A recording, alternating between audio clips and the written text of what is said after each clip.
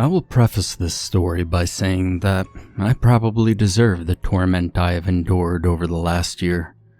I'm not a perfect person, and the mistakes I have made throughout my life had hurt those I cared about most.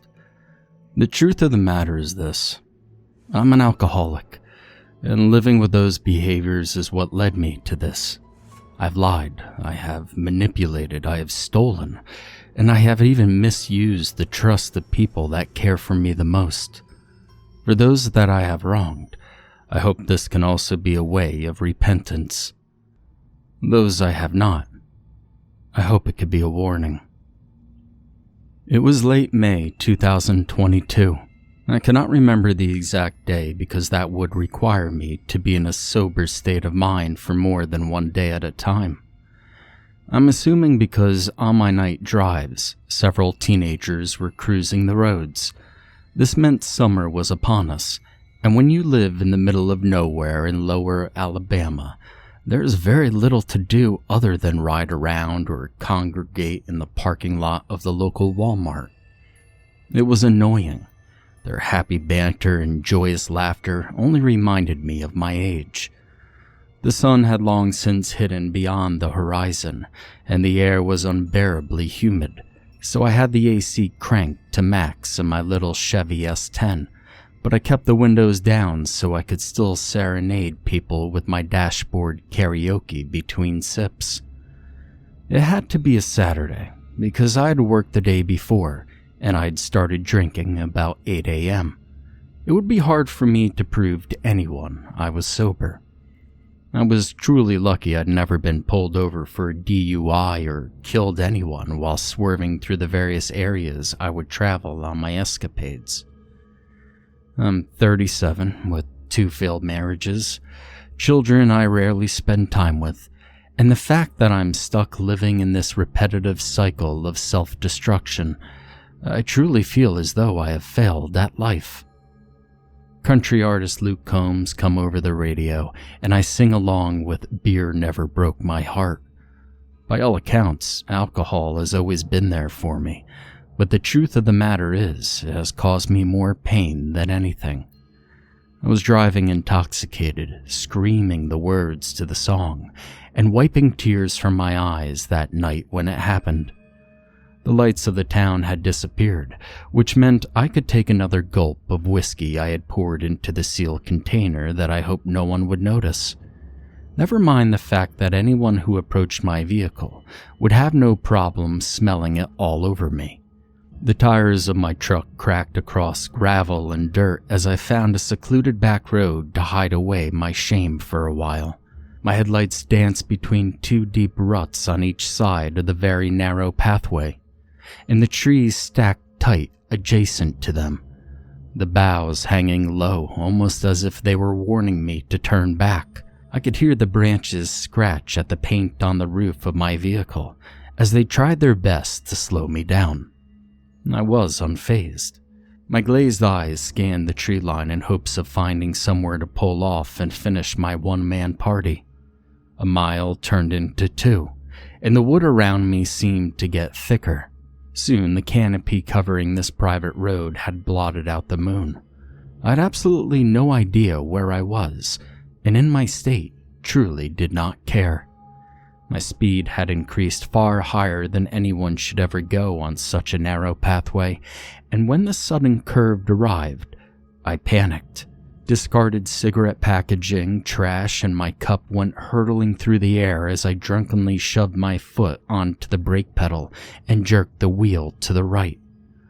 The tires grasped at the road for purchase, but found only loose red clay that had been turned to sand in the Alabama sun. I expected to land with a thud in the ditch to my left, but instead, a clearing appeared on that side. I thought I was saved. My now sobering sight then fell on the small wooden cross that had been driven into the ground at the base of a large oak tree before my truck crumpled against both of them. Those last few milliseconds came slowly. I can remember them as vividly as any childhood memory. It was red clay, grass, a small wooden cross, and a tree. The grass had overgrown a bit, but I could still make out the reds, yellows, and pinks of flowers growing around the cross. Most importantly, I remember the name carved into the cross. Now, I have had my share of hangovers, and none were what I would consider pleasant experiences, but when my eyelids fought their way open the next morning, I was truly in another realm of pain. Bright light permeated the room, and when I tried to raise my hand to shield them, I noticed I could not. I was handcuffed to a hospital bed. My body ached in places I did not know it could, and there was this terrible ringing in my head. A nurse entered shortly after, turning down the lights and explaining where I was and why. The crash had fractured my left foot, a few ribs, broken my right wrist, and separated a few discs in my back. Needless to say, even without the cuffs, I was not going anywhere anytime soon. I was charged with driving intoxicated, reckless endangerment, and destruction of private property. The judge admitted they would have tacked on more charges if they could prove I'd driven through a populated area in my condition. They wanted me to spend time in jail, but considering my recovery and physical therapy would have me confined to the hospital for the next few months, I was simply ordered a year probation after my release. Now, I know some stories like this skip forward a bit, and you're probably expecting me to pick up after I was home, but the trouble started the day after my video call hearing. I had no visitors. My behavior had alienated me from most of my friends, and I'd used up my favor with my family. My parents had bailed me out of so many bad situations, and given me so much money over the years, they could not stand seeing me. They were sure I would be right back to the bottle and subsequently in jail before the year was up. So I was very shocked when a nurse pushed open my door and entered with a large wicker basket full of flowers. She placed it neatly on the rollaway dining tray and adjusted the bouquet. I asked who they were from, but she said that it did not say, and that it had been left at the nurse's station with simply a card that had my name scrawled across it. No one I knew would have done this, and the basket seemed a bit much. The day was filled with pain, scanning through reruns on the television, and reliving the events of the crash. The doctor would come by periodically, and the nurses a little bit more. They would give me a once-over and ask about my pain levels. The staff had been instructed not to give me anything stronger than I needed to manage it, which was not much. Despite the damage to my body, the ringing in my head was what bothered me the most, like a splinter wedging its way into my brain slowly. It was not until one of the nurses decided to open the curtains of my room and let sunlight splash across the room that a realization hit me as hard as the crash. Those bright beams quickly splashed across the flowers in the basket. My eyes darted toward it to see red, yellow, and pink flowers dotted between grassy foliage. I felt a chill creep down my pained spine, and a cold sweat began to bead along my forehead. I began to shake violently, and the nurse scrambled to stabilize me while calling a code that echoed in my ears right before my vision blurred to black. The muffled sound of footsteps rushing to my room echoed in my ears before they were replaced by a whisper from a strained and gravelly voice. Rickets. I did not wake up until the following day. The doctor tried to explain something about a concussion, stress, and possible withdrawal symptoms, but none of it really sank in. My eyes were intent on the wicker basket. Visions of pulling myself from my wrecked truck ticked by in my mind. Blood mixed with dirt as I crawled my way across the grass and came to rest by the little wooden cross and the bed of wildflowers. My hands pulled at the blossoms of color as I tried desperately to flee from the scene. When I could no longer move, my eyes stopped on the cross again, and as I gasped for breath, I read the name that had been haphazardly carved into the grain. All capital letters, and with the dull blade, Ricky. My next few months after that were an absolute nightmare. I struggled to do the simplest of things, and even when I was finally able to walk, I stumbled through every motion. But as soon as I could, I made my way across the room. Quaking hands reached for the basket. I'm not sure if it was out of fear or just another symptom of withdrawal. It was handmade and worn, as if it had been weathered by time. Some people would say it was chosen for its character, but I knew better. The flowers had faded by this time, and the nurse had asked repeatedly to throw it out. I refused. My fingers clasped at the card tucked between the dying foliage.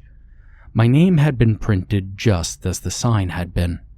Large dark strokes as if done by a knife instead of a pen, and strangely more crimson in hue than anyone would expect from a handwritten token.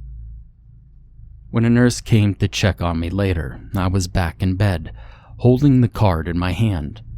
My thumb slowly passed back and forth across the textured ripples in the paper. Her voice clapped away as she chatted about her day, her boyfriend, and how ready she was for the day to be over.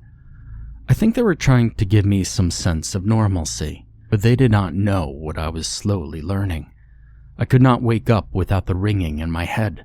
I could not sleep without the whispers, and as the days passed, the vision in my head became clearer. My pupils vibrated furiously as I stared at the basket.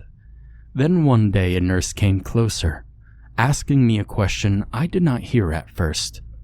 She repeated herself. "What did you say?" My dry lips parted again. Rickets. That night, I had a fitful sleep. It was already difficult for me to sleep in the hospital. Then the pain made it impossible to adjust myself to a comfortable position. And finally, the nightmares started. It was always the same. I was walking through a field of uncut grass and weeds. It was warm, and there was a breeze. The night sky was clear, and the moon gave plenty of light as I approached a tree. The tree. The cross was gone, but in its place sat a boy. His back was to me now, but I could see his clothing was tattered, and he wore no shoes. His feet were almost black from walking through the dirt, and he hunched over with his face in his hands. Now, rational me would have turned away, but I slowly stepped toward the sobbing child. The closer I came, the more I could see. His skin was drawn tight and wrinkled in places, and his legs bent in strange ways. The hands cupped over his face seemed small at first, but then I realized that it was, in fact, his head that was a size larger than it should be, and it was oddly shaped. The small tufts of hair that managed to cling to his scalp were scattered about between big patches of wrinkling bald scalp. My foolish subconscious mind bent at the waist and reached out to place a hand on the boy's shoulder. As my palm rested on the worn cloth, the child's face turned to me with a snap. "Rickets," he cursed as I now could see his eyes. Obsidian-like orbs rested in fleshy sockets. An ominous gray-white light danced in them like fairies. The nose was slim and crooked at the bridge, but the nostrils were wide in a cartoonish manner as reams of snot dribbled from below. The words repeated again and again from an unreasonably wide smile and cracked with peeling lips. The teeth that sat within were turned in unnatural ways to where they overlapped each other and were seemingly held in place by the mats of grime that clung to them, which forced the gums to pull back away from them in fear. A slimy tongue licked at the gathering drippings from its nose between speaking. The boy slowly rose from his seat, and I began backing away. His hands began clawing at the hair that remained on his head and pulled large clumps away until he was almost completely bald. He just kept chanting, "Rickets," as he followed me. trampling through the makeshift grave that had appeared below the two of us. My lips quivered in horror as I attempted to scream, but nothing escaped my throat. The boy, no, this creature, then started pulling at his clothing and ripping at the fabric. Within a few moments, he was naked in front of me, and I could see how deformed he truly was. His upper half was wide, and his arms drooped far lower than they should. Or it appeared that way because his legs bowed outward in a very grotesque manner. Once his entire form was visible to me, he began to laugh maniacally and claw at his own genitalia. Now my mind could not fathom the monstrous sight I was witnessing, and my backward steps picked up in pace. My body shook violently, as if it had been plunged into the deepest of cold. I wanted to run. I wanted to go anywhere but here. I wanted to never see this thing again. So I turned, and when I thought I could be free, my body gave way underneath me. The scars and pain from the accident fell upon me in an instant, and I crumpled to the ground, my battered fingers clawing at the grass again in an attempt to pull myself away, but it was no use. Rickets was faster now. Within seconds, the ghoul was upon me like a rabid monkey, his hands grabbing at me in various places, fingers pressed against my cheeks, poking at my eye. And when he began to touch me in places below the waist, I was finally able to scream. I woke in my bed, gasping for breath, and the gown and hospital sheets were soaked in my fear-laden sweat. Now, at this point in my story, I would like to say that the nursing staff was absolutely amazing. Somehow, they were able to get me out of bed, change my sheets, and replace my gown between my quivering, nervous twitches and jerking sobs. I can honestly say that I've not cried like that since I was a child. I felt like someone had reached deep down into places I had buried under copious amounts of alcohol and drugs from the depths of despair that only a few knew of. And I wanted to die. The first 2 nights afterward, I attempted to cut into my wrists with parts of the hospital bed. I did not want to exist in this pain anymore. I was quickly put on suicide watch, and it took a week for me to calm down to a point the psychiatrist on staff felt I was safe to be in a regular room. I was still monitored closely, but I did not need to be completely restrained. Now, despite the original request to limit my medication, the staff of the hospital petitioned the court to allow me to have antidepressants and anti-anxiety medication. This cocktail allowed me to remain calm during the day, despite the cloudy haze it also placed in my brain. It was a welcome reprieve at first, because I was finally able to relax and sleep. 2 nights. 2 nights are what I was given. Then the nightmare returned, and within the cloud of medication, it was far more vivid. The humid air was thick enough to taste. I could smell the flowers and the grass. The warm breeze on my face would have been nice if I did not already know what would come next. The fear it incited was unlike anything I'd ever known. Even as a child, I never lost control of my bladder, but that first week, the orderly had to replace my sheets almost every single night. I could see that drooling face every time I closed my eyes. I could feel those dirty hands on my body in every quiet moment when my mind would not stay silent. Rickets. Rickets. It repeated in my head, louder and louder.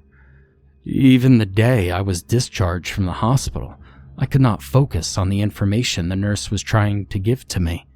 But I was glad to have another voice in the room. I had to lie to the staff about having someone to pick me up. I was placed in a wheelchair and guided out the front door. I thanked them and assured that someone was on their way. I pulled out my now cracked cell phone and scrolled down to find my parents' number. My thumb hovered over the call button for what seemed like forever before I shoved my phone back into my pocket. I knew they would not trust me and, more importantly, could never believe what I was experiencing.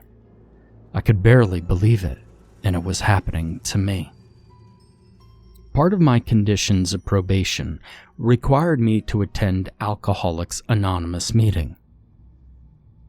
The local meeting was held in a building a couple of miles away, so I just started walking. It would be hours before the meeting started, but I had little else to do.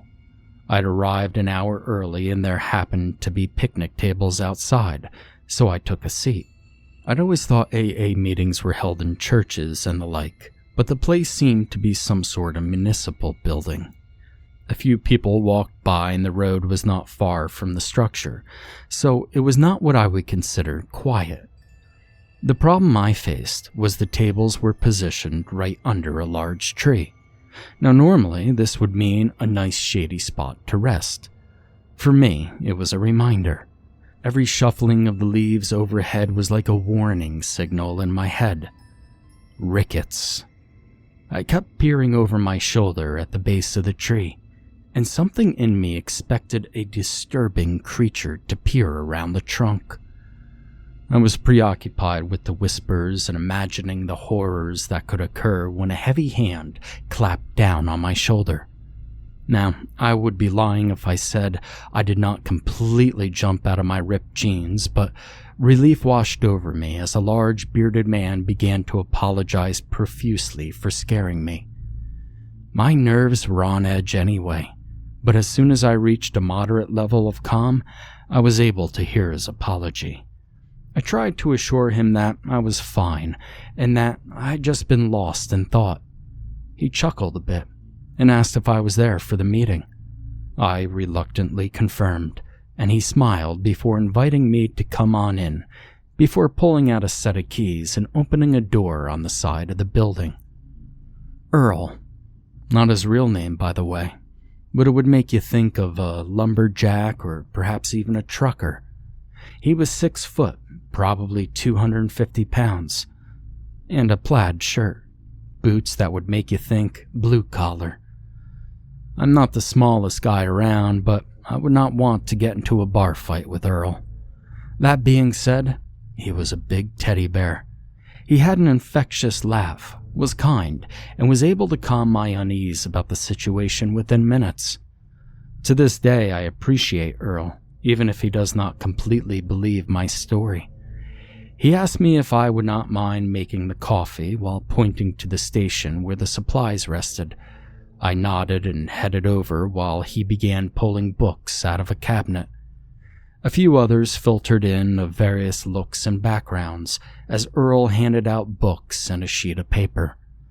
As I finished preparing the coffee and took a cup for myself, I found myself taking note of the fact that this group of people just did not fit together.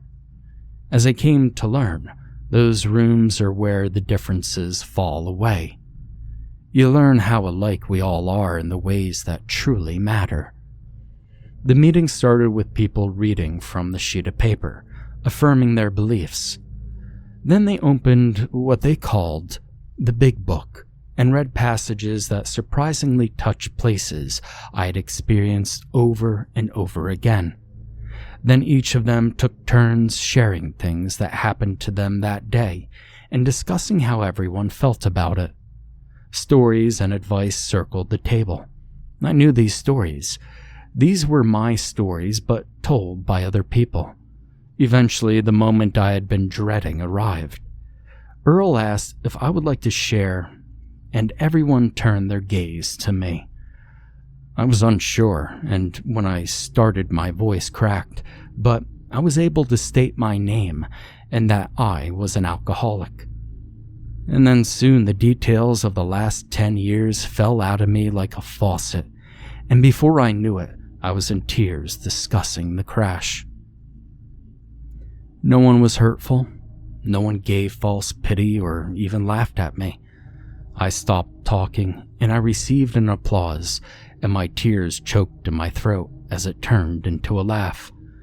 I thanked them for their support before Earl asked if there was anything else I felt I needed to share now that I knew I was safe to do so. I shook my head at first, but then just remarked on how I wished the nightmares would stop. Some people understood, some reassured me, and others had questions, but I was not ready to drop the bomb on what I had been experiencing. I did not even want to share the details of the dream itself. It sounded crazy to me, and I knew it would to anyone else. Someone handed me a tissue, and as I blew my nose, I cursed under my breath. Fucking Rickets. The scrawny old man to my left shifted his eyes to me and asked me to repeat myself. I shook my head and told him it was nothing. After the meeting, I helped clean up as everybody talked. Earl thanked me for the assistance and walked with me out the door.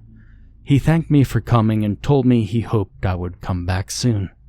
I went to shake his hand, and without warning, he pulled me in for a hug. It was uncomfortable at first, but I realized it was the first hug I'd received since I was maybe, 12 or 13. He patted me on the back and just said, "It's okay, brother." I honestly did not know what to say. For the first time in a long time, I thought it just might be.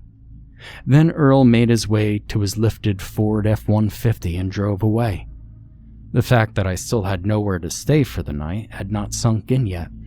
The old man from before lit a cigarette and drew my attention to the tree again. He was leaning against it in the dark and waiting on me. "So," he said as he began his approach, "Rickets." The words sent chill down my spine as my eyes focused on the dim light under the tree. He was probably my height, but he was slightly hunched over to seem shorter. The hair that draped in a horseshoe around a patch of bald was turning white. His face was wrinkled and worn from his ears. I never asked, but I would have guessed he was in his late 60s or early 70s. The shirt he wore had originally been white, but was so stained it was more of a tan hue, and his jeans showed evidence of him being a farmhand. He took a long drag as I weighed his question and scanned the area to see if anyone else was listening. I laughed nervously as he offered me a cigarette. I took his gift and borrowed his lighter. Through my puff of smoke, I answered, "Yeah, Rickets." So I started giving the real story behind my crash and the nightmares I'd been having. Surprisingly, the old man did not even blink. In my mind, he either thought I was completely crazy and was just enjoying the story, or he had heard this all before. At the time, I did not know which of those two would be worse. I shuffled back and forth while taking rapid drags from the cigarette the entire time. I tried to fight my way through the tale. I just kept repeating the mantra in my head. Don't lose your shit. Don't lose your shit. The old man had already finished his smoke, crushing it under his boot. Then I did the same as I finished recounting all the events that led me to this point. And without skipping a beat, he replied, "Damn." I sighed. "Yeah." He looked around and noticed that his truck was the only one left in the parking lot and asked if I had somewhere to go. I knew it would be hard to come up with a lie he would believe. He honestly had a no bullshit air about him. So instead of trying, I just told him the truth. He pointed to the truck and told me to come along. A normal person would refuse. A person who had not been through everything I had been through would have said no. I had no options, so after a few minutes, I was riding shotgun with a man I had just met a couple hours prior and headed to a location unknown. Hal, not his real name either, assured me that he lived in a single wide trailer right outside the city limits, and although he did not have a spare bedroom, I could use his couch as long as I needed. The only caveat? He did not like liars or thieves. So I promised I would be honest and that my days of taking things that did not belong to me were well behind me. At the time, even I believed that myself. I just had no idea what awaited me in the weeks to come. Hell, no one could have. Hal was right. He had a couch and not a lot else as far as material things. He was a simple man and did not require much. Cabinets with no doors were stocked to the brim with canned goods, though he had an affinity for Coca-Cola. I counted at least 3 24-count cases of soda as I peered into the kitchen. There was a TV, a side table with a lamp, a couch, and a coffee table with an overflowing ashtray on it.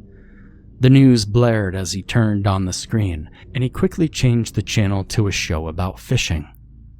"Hate the news. It's always so negative," he scoffed. I plopped down on one end of the couch and he took the other. I was sure he would start questioning me as soon as it got quiet, but he could tell I was not ready for that. We watched TV quietly, smoked a few cigarettes, and he even offered me a ham sandwich at a point. We ate in silence, and eventually I fell asleep sitting on my side of the couch, and Hal turned off the television before heading to bed. I slept, for a time, in peace. The nightmares began, but I had not taken my medication for the day, and I was able to shake myself awake for the first time since the horrors began. "Morning, sunshine," Hal said as he sat a fresh cup of coffee on the table in front of the couch. My eyes shot open and shifted side to side. It took a few seconds for me to remember where I was. Stale cigarette smoke hung in the air and mixed with the warm scent of the brew before me. I nodded in response to Hal before picking up the mug. I pressed it to my lips and sipped vigorously, despite the temperature of the liquid. In my younger years, I had always used plenty of sugar and creamer, but something about that bitter taste satisfied a craving. I knew what my body wanted, even though it had been months. A deep sigh escaped my lips after downing most of the cup. There were so many things going through my mind. I had to see about a job, a place to stay, and beyond all that, I would need to figure out what was going on in my head. Hal broke the silence. "Do you know what rickets are?" The word shook my train of thought. "What?" "Rickets," he repeated. "Do you know what the word means?" "Oh," and I paused for a moment to think. "I think it's some sort of bone disease, right?" The old man nodded as he clarified that it was a condition that had been witnessed in children for a long time. He had only known a couple of people who had ever had it. Apparently by 1945, the condition had all been eliminated.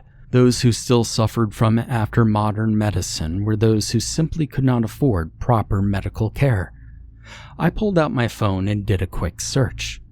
Hal scoffed at my technology, but as I pulled up a black and white image of some examples, he nodded again to affirm that was what it was like at one time. I scrolled through several images. I found some similarities to what I had dreamt, but nothing as grotesque. He watched me for a few minutes, his hands turning over on themselves. His fingers rubbed at his palms, and it soon drew my attention. Hal was watching me intently, his eyes glassy as if he were fighting back tears, and his lips quivered. I shoved my phone back into my pocket. "You okay?" And without blinking, he responded, "No, and neither are you, boy." It was like a stone dropped from my throat to my stomach. I felt sick suddenly. Hal had not seemed dangerous, but the way he said it was ominous. My foot began to tap at the floor as the silence lingered. Dread filled the room as I waited for more, but Hal just sat, contemplating. I slowly placed the cup on the table and rose to my feet.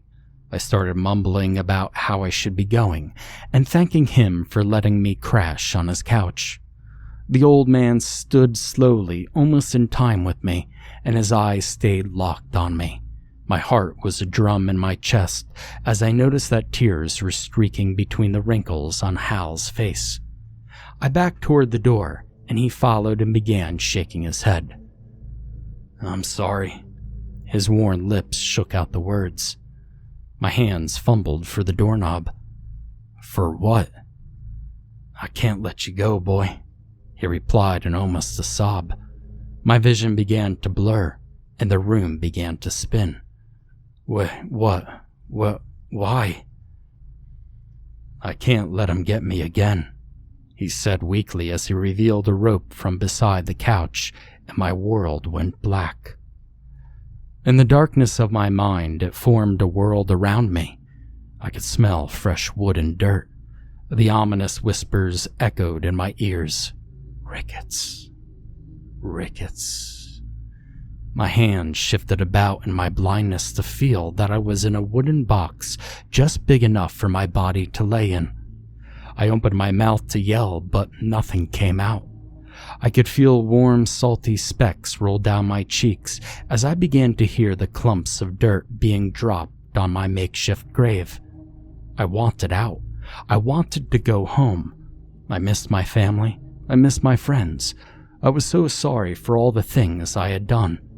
I begged God to save me. I promised I would never go back to the way I was. I pleaded the way all of us do when we're so close to death. We scream, we claw, we beg, and we fight to survive. The thin strands of white light began to push through the lid of my coffin. Rustling of dirt could be heard from above. A feeling of relief washed over me. I was saved. Wood splintered as the lid was removed, and I almost leapt out of the hole. Above me was the creature. Its eyes of coal peered down at me for a moment as it licked its lips. I curled back into my box and shook my head violently in protest before the goblin dove onto me screaming, "Rickets!" I jerked awake and almost overturned the chair I was now tied to. It took a few moments for me to collect myself, but it was apparent I was still in Hal's trailer, just in another room. There were piles of discarded trash, old newspapers, and boxes of assorted memories along the walls. There was a small bed tucked to one side, and a nightstand with a lamp. Despite the windows had been covered with newspaper, I saw no light permeating the pages. I had been unconscious for a long time. The sound of me rustling drew Hal back to the room. The old man shuffled past me as I tried to call out for help, but there was an old rag wrapped around my mouth. He stopped by the lamp, and a click was heard before the amber light painted the room. I cried and pleaded while recounting my trip here.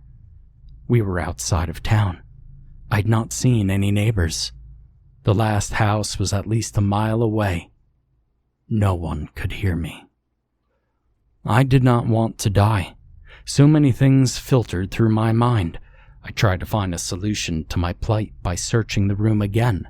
I screamed as my tears formed a repeated wash over my face, and my body quaked in terror as warmth erupted in my pants. My bladder emptied onto the matted brown carpet of the room. A resounding phrase in the back of my mind built a crescendo.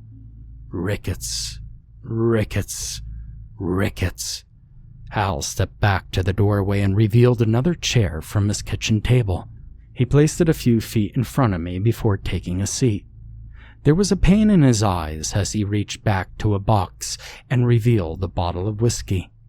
Removing the cap, he simply dropped it to the floor before turning the bottle up for a long swig.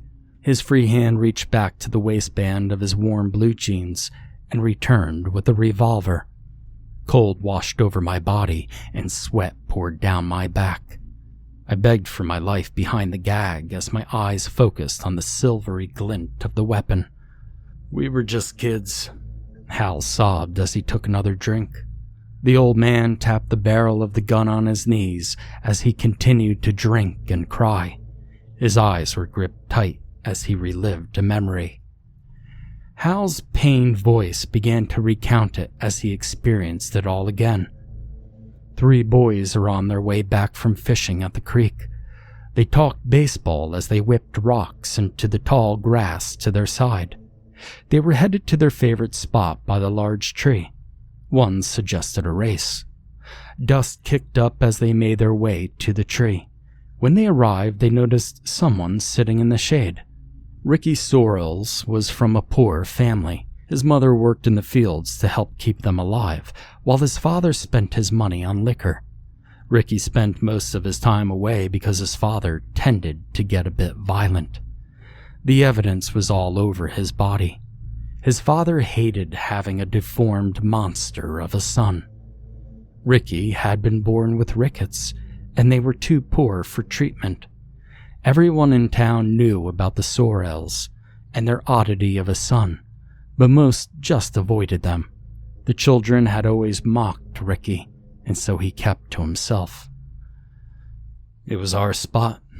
We knew we did not like him being there, the old man said as if he was trying to validate what came next. My fear was replaced with sickness as I listened to Hal recount how the three boys tossed rocks at Ricky until he was crumpled into a ball. Then they kicked and spat on him before tearing out his hair. Hal had told the other two that it was enough, and as they argued over it, a rusty old Chevy rambled down the road toward them. The boys dove into the grass to hide as the vehicle came to a stop. Ricky's father stumbled drunkenly out of the driver's side and walked to the tree. He stepped over to his son and stared at the damage that had been done before checking his surroundings. He muttered, "Probably deserved it," before kicking him as well.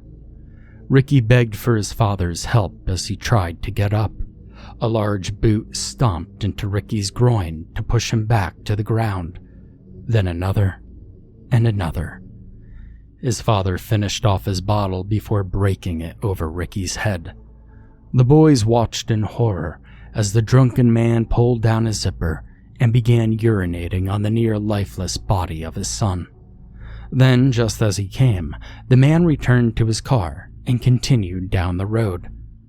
The boys exited their hiding place and ran back to town. They had all sworn to secrecy, and Hal had not spoken a word of the event until this very moment. I don't know what happened after or how he came back, but he is here, and I know he's angry, the old man said as he finally looked at me. And you brought him here.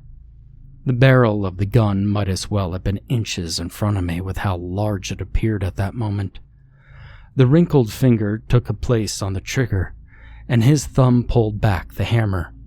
I closed my eyes and prepared for what was next. In my mind, I said a little prayer. I begged for forgiveness. I told the Lord that I wished I had time to right all my wrongs and to make things right with my family. So many thoughts swirled about like a tornado encased in my fear. There was nothing I could do but wait. Then there was a rustling and a crash. I winced as the shot fired, then Hal began to scream. My eyes opened to witness the old man crumpled on the floor, trying desperately to breathe as a deformed creature hovered over him. It clawed and bit at the old man, who was clawing and trying to reach for the weapon. It was no use.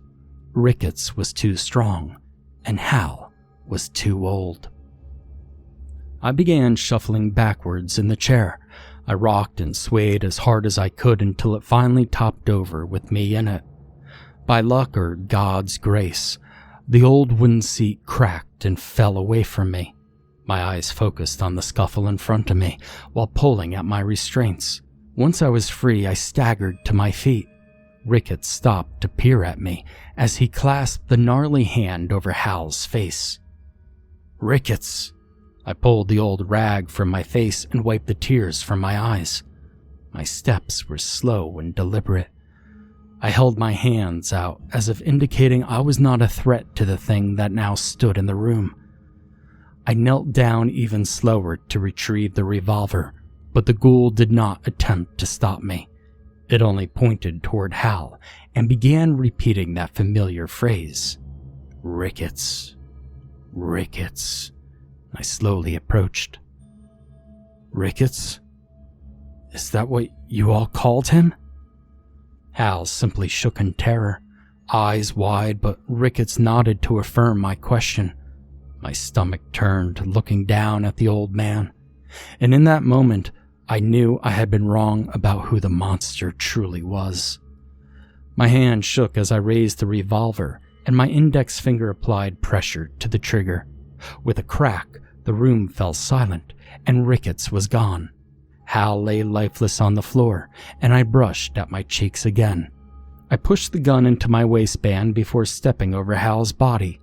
I rifled through his pockets and got the keys to his truck before shutting the door to the bedroom.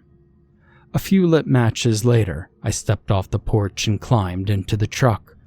The trailer caught fire quickly and was out of control long before anyone noticed.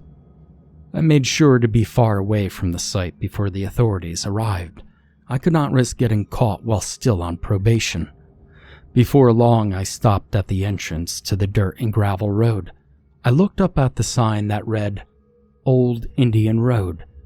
I turned in and headed for the tree. I took the narrow pathway slowly. Everything looked different with a sober mind. The trees even seemed to bow back in the soft summer breeze, as if beckoning me forward. The thick brush began to fall away on the left side of the road, and I knew that the clearing would soon appear. The faded yellow headlights cast an eerie glow upon the tree, but that is not what caught my attention first. A man crouched beside a newly erected wooden cross.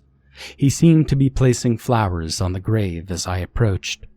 He rose slowly, and his head peered over his left shoulder. He was crooked over slightly, and despite his baggy attire, I could tell he was frail. His skin was very dark but worn. His long braided hair was white but peppered with gray, and as I focused on his eyes, I could tell the white haze that rested over his pupils. I stopped short of the man and parked the truck. I eased my way off of the seat, but even a blind man would have heard my approach. He turned to face me, resting his hands on a hand-carved walking stick. Feathers had been braided into his locks, and his garb was adorned with several colorful accents. He nodded with a slight bow. "You come to pay your respects?" My voice cracked as I spoke. "No, yes, I did not know him, though." He gave a slight chuckle. "Oh, but you do." My mouth fell open, but my mind could not decide on the proper words to respond. The man shook his head slightly and turned away. He started into the brush, and as I went to call out, he disappeared behind the tall grass. Without thinking, I darted forward. I swerved around the makeshift headstone and dove into the trees after the man. He knew something, and I needed answers. I followed the trail of moving limbs and bushes. He was inhumanly quick for an old man, and before I knew it, I had lost track of him. I jutted back and forth between trees until my foot caught on a loose root, and I stumbled forward. I cursed at my luck and grabbed at my knee, which had landed on a fallen branch, before noticing I was now in a clearing. I rolled to my knees and my eyes automatically locked onto a fire flickering in the center, and the man sitting beside it.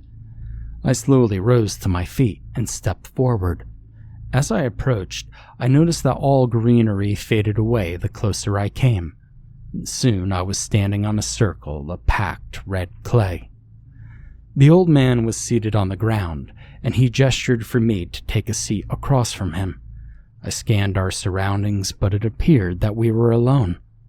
As I sat, I noticed that he was silently chanting. The words made little sense to me, but it was evident it was a Native American language. I tried to explain that I did not understand, and suddenly the old man thrust forward a handful of dust.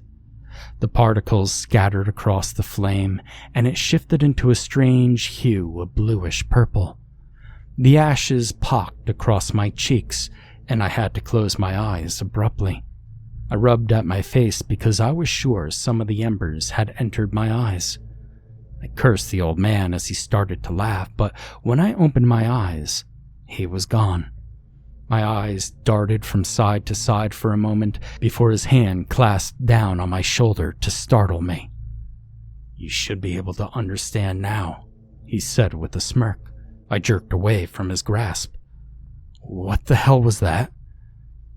"Just a little help from the spirits," he replied before beckoning me to follow him. Now again, any sane person would not follow. Considering my track record so far, I should have just gone back to the truck, but the truth was, I still had no other options, and I needed to know what was going on. And so I rose from the dirt and continued after the man. He stayed within eyesight this time as we pushed further into the trees. As the foliage thinned, we approached a creek. I could only assume it was the same one from Hal's story. The old man stopped at the bank and lowered to cup some water into his hand. He raised it to the moon, gave a quick prayer, and then brought it to his lips. He turned to me and motioned toward the water. It was easy to guess what he intended, so I gathered the water as well and raised it to the sky. He repeated the words and I drank. I had no idea what I was doing or why, but something told me I would not get any answers if I did not go along with the ritual. "Good, now he should leave you be for us to talk," he said sharply before taking a seat on a stump. I turned to the old man. "You mean Rickets?" He gave me a huff in amusement. "That's just the name he chose for the boy. It comes from a place of the child's pain." My brow furrowed in confusion. "Then who?" "Well, he has many names. None of them matter. It's his purpose that matters," he said with a knowing nod. The old Native American began weaving a tale of how he had been walking that trail many years ago when he happened upon a boy who was clinging to life. He tried all he could, but there was little to be done. So in the boy's final moments, he gave a small prayer, and once Ricky was dead, he buried the body. He knew the area well and what had probably happened. He also knew that little would be done considering the area. As night fell upon the area, he gathered his things to depart, but as he did so, he could feel a cold take hold of what should have been a warm summer's night. The trees began to whip violently as a wind that had not been there seconds ago took over the small patch of grass. A spirit shrouded in darkness descended on the grave and gathered there. It took the torment and pain of an innocent death and used it as fuel. The following day, the boy's father was returning from work and saw the disturbed patch of dirt and flowers. In his mind, he knew what it was and decided to stop. Again, in a drunken anger, he kicked away the flowers and spat on the dirt. And that man was tormented until his death. The wise old man ended his story. I turned it all in my mind before speaking. "What about me?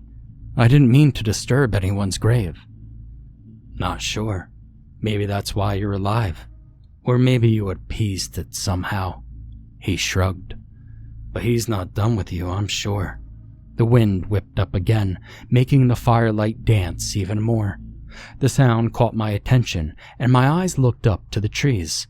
The branches rattled above, and I could have sworn they were chanting Rickets. I needed more answers. I needed to know what to do. I did not want to die, especially not for a stupid mistake. Then the fire went out as if someone had flipped the switch, and when I turned toward the stranger, he was gone. I spent the next hours searching the trees for him, but he had left no sign. Eventually, I returned to the truck and plopped into the driver's seat in defeat. My face rested in my hands for a moment before I started pulling at my hair. This was insane, and I had no idea what to do. I kept retelling the stories in my head. There had to be an answer to this. There had to be a way out. Then I looked over toward the wooden cross. The Indian hadn't mentioned a cross. Someone else had put that there. But who and why? Someone else knew the story, and I had to find out. I started the truck and headed back to town. The next morning, I awoke to the sun peering through the windshield. I decided to pull into a 24-hour gas station to sleep, and luckily no one had bothered me. I only had one dream that night, and it was of Hal's fear-filled eyes right before I pulled the trigger. The more I thought about it, the more it seemed to be the only answer as to why I was still alive.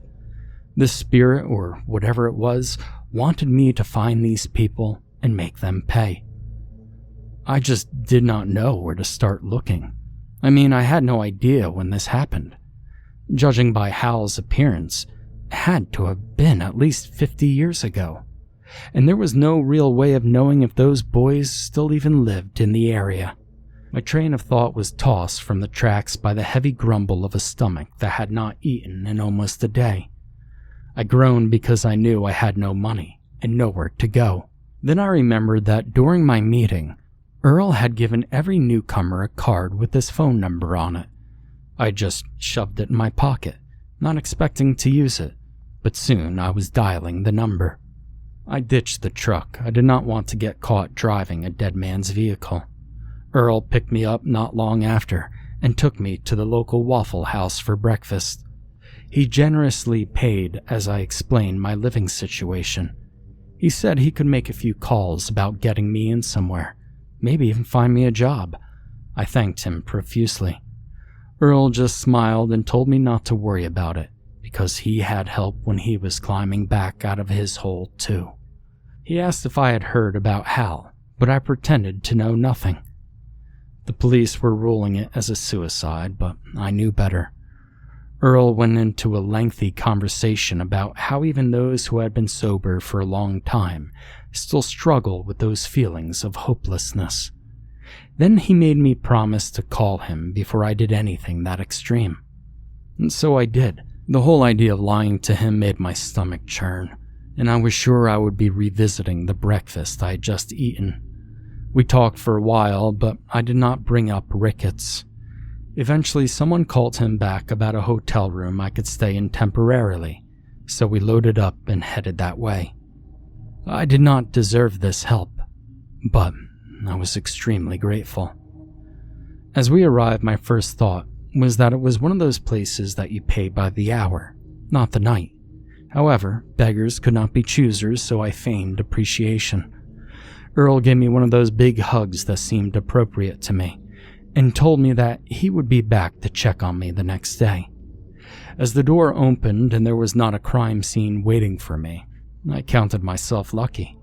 The television only had 3 channels, the water was rust-colored, and the bed smelled of mildew, but it would have to do.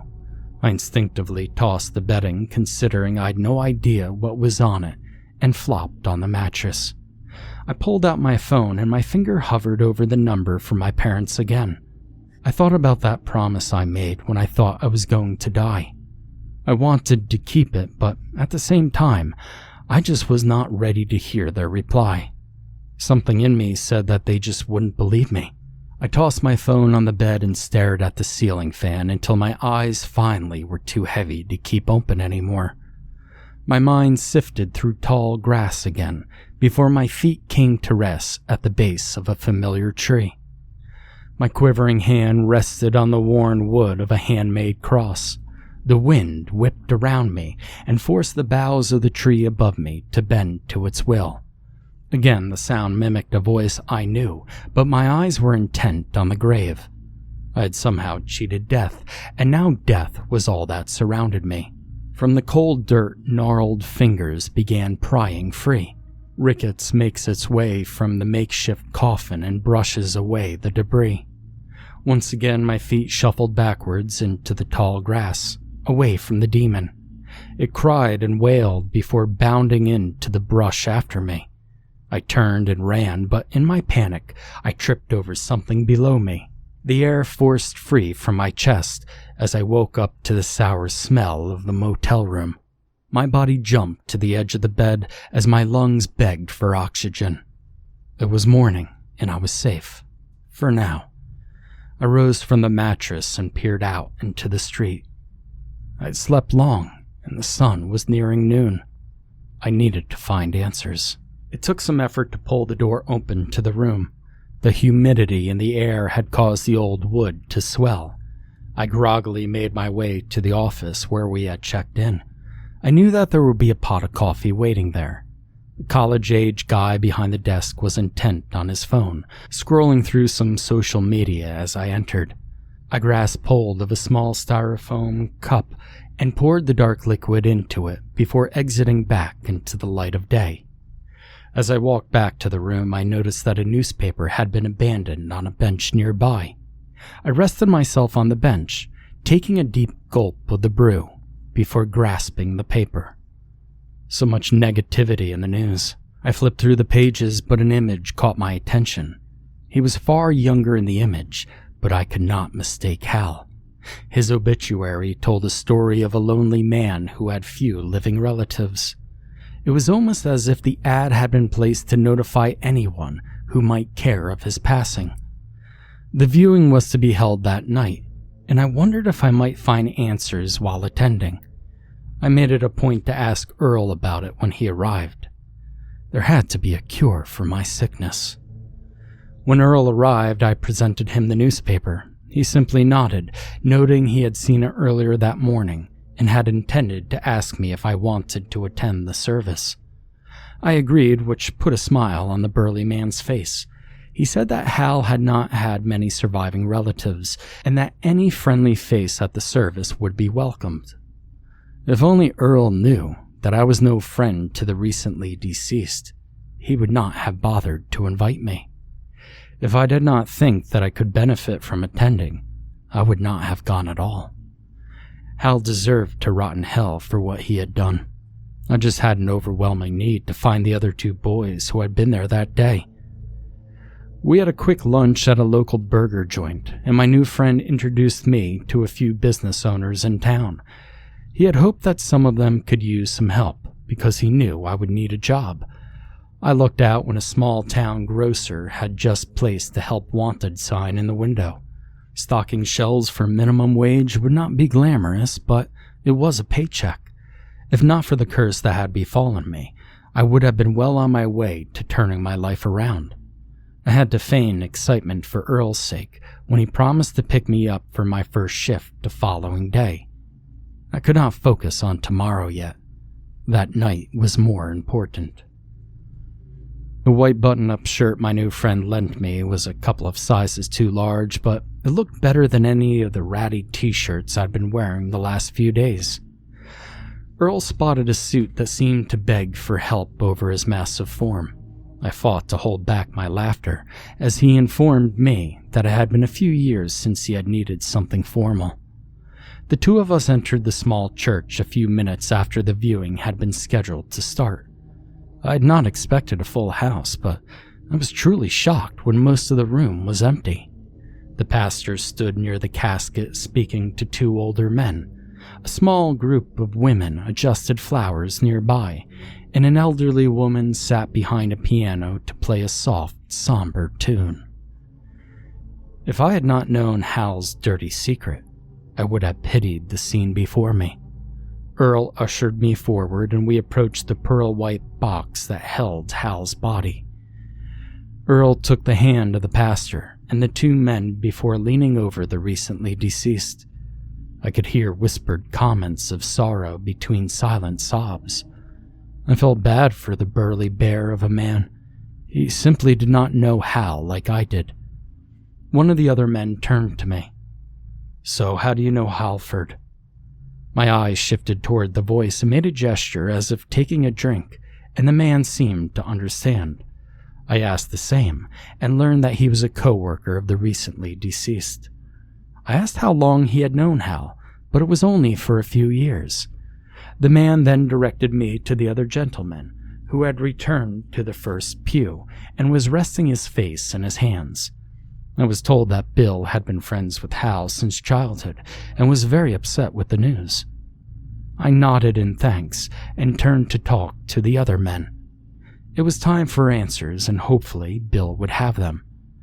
The wooden seat beneath me cracked as I let my weight down upon it. Bill cut a gaze through his fingers in my direction, scanning my face for recognition.